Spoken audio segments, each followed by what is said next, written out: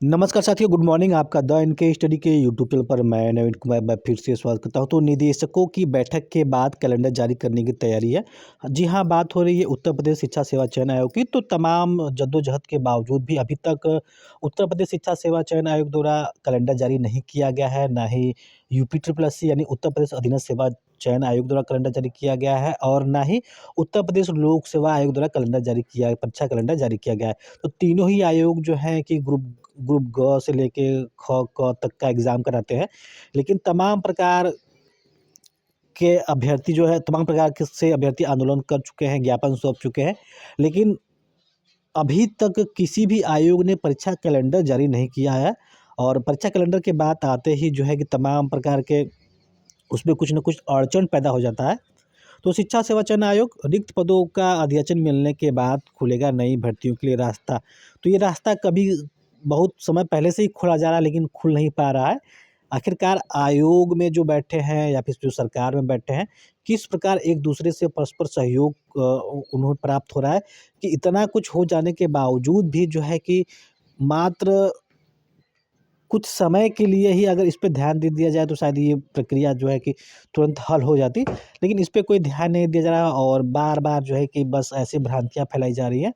तो उत्तर प्रदेश शिक्षा सेवा चयन आयोग ने नई भर्तियों के लिए 4 जनवरी यानी कल संबंधित विभागों के निदेशकों की बैठक बुलाई है। भर्तियों पर निर्णय होने के बाद ही आयोग वर्ष 2025 का परीक्षा कैलेंडर जारी करने की तैयारी में है।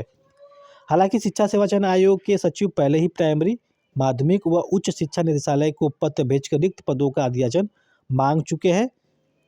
कल 4 जनवरी को प्रस्तावित बैठक में भी अध्याचन पर चर्चा होनी है। अब तक किसी भी विभाग ने शिक्षा सेवा चयन आयोग को अध्याचन नहीं भेजा है, और इसी वजह से आयोग भर्ती परीक्षाओं का कैलेंडर जारी नहीं कर पा रहा है। तो आप देख सकते हैं किस प्रकार इनमें जो है कि संतुलन की स्थिति भी नहीं है कि एक तरफ से आयोग के लिए अध्याचन भेजा जा रहा है, एक तरफ जो है कि आयोग जो है कि अध्याचन मांग रहा है, लेकिन दूसरी तरफ से कोई अध्याचन ही नहीं मिल पा रहा है। अभ्यर्थी परिषदीय विश्वविद्यालयों में 27,000 रिक्त पदों पर भर्ती शीघ्र शुरू करने की मांग कर रहे हैं। इसके लिए कई बार आयोग में धरना प्रदर्शन भी हो चुका है। वहीं अशासकीय माध्यमिक विद्यालयों में टीजीटी पीजीटी के तकरीबन 20,000 पदों के लिए भी अभ्यर्थी दबाव बना रहे हैं। अशासकीय महाविद्यालयों में भी 500 से अधिक पद हैं खाली असिस्टेंट प्रोफेसर के, जिन पर भर्ती शुरू करने की मांग की जा रही है। अपने गठन के बाद शिक्षा सेवा चयन आयोग अब तक कुछ पुरानी भर्तियों के लंबित पड़े इंटरव्यू ही करा सका है। साथ ही 2.5 साल से लंबित पड़ी असिस्टेंट प्रोफेसर व टीजीटी पीजीटी भर्ती परीक्षाओं के आयोजन की तिथियां निर्धारित कर सका है। नई भर्तियां शुरू करने के लिए आयोग पर काफ़ी दबाव है। वर्ष 2024 बीत गया, लेकिन आयोग किसी भी नई भर्ती का विज्ञापन जारी नहीं कर सका। विभागों की ओर से रिक्त पदों का अध्याचन प्राप्त होने के बाद ही शिक्षा सेवा चयन आयोग नई भर्तियों पर निर्णय ले सकेगा।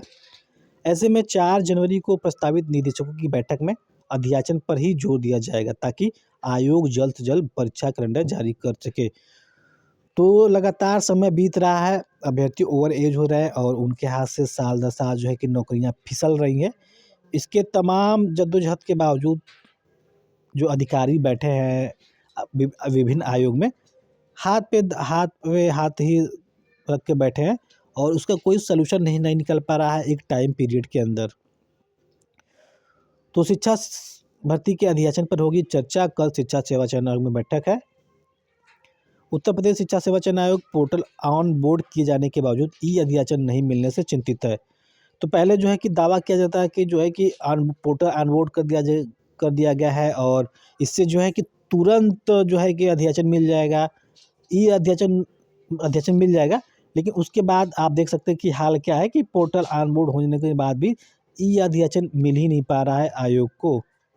तो इसकी समीक्षा करने तथा अध्याचन भेजे जाने के लिए शिक्षा सेवा चयन आयोग की अध्यक्ष जो है प्रोफेसर कृति पांडे ने 4 जनवरी को कार्यालय में संबंधित विभागों के प्रमुखों की बैठक बुलाई है। बेसिक, माध्यमिक, उच्च शिक्षा निदेशकों संग अटल आवासीय योजना, व्यावसायिक शिक्षा के महानिदेशकों को सम्मिलित होना है। बैठक में रिक्त पदों पर भर्ती प्रक्रिया को लेकर चर्चा के साथ विशेष जोर रिक्त पदों के सापेक्ष अध्याचन भेजने पर रहेगा। अध्याचन भेजे जाने के लिए शिक्षा आयोग पूर्व में ही पोर्टल ऑन बोर्ड कर चुका है।